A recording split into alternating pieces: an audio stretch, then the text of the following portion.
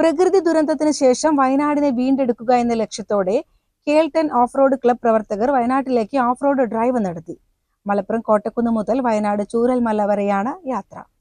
മാസങ്ങൾക്ക് മുൻപ് സംഭവിച്ച പ്രകൃതി ദുരന്തം കാരണം വയനാട്ടിലെ ടൂറിസം മേഖല ആകമാനം തകർന്ന അവസ്ഥയാണ്. വയനാടിനെ വീണ്ടെടുക്കുന്നതിനോടൊപ്പം തന്നെ വയനാടിന്റെ ടൂറിസം മേഖല കൂടി ഉണർത്തുന്നതിനായാണ് ഈ യാത്ര നടത്തുന്നത്. ക്ലബിന്റെ നേതൃത്വത്തിൽ 22 വാഹനങ്ങളാണ് ഉദ്യമത്തിൽ പങ്കാളികളായത്. മലപ്പുറം DTPCയുടെ സഹകരണത്തോടെ നടത്തിയ പരിപാടി tourism deputy director Thomas Antony flag off ചെയ്തു.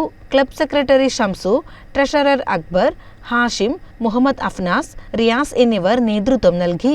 ഇന്ന് KL10 ഓഫ് റോഡ് ക്ലബിൻ്റെ ഒരു ഫണ്ട് ഡ്രൈവാണ്. സാധാരണ രീതിയിൽ നമ്മൾ ഓരോ ഡിസ്ട്രിക്ട് അല്ലെങ്കിൽ ഓരോ മേഖല തീരുമാനിച്ചിട്ടാണ് പോകല്. ഈ പ്രാവശ്യം ഞങ്ങൾ വയനാടാണ് തിരഞ്ഞെടുത്തത്.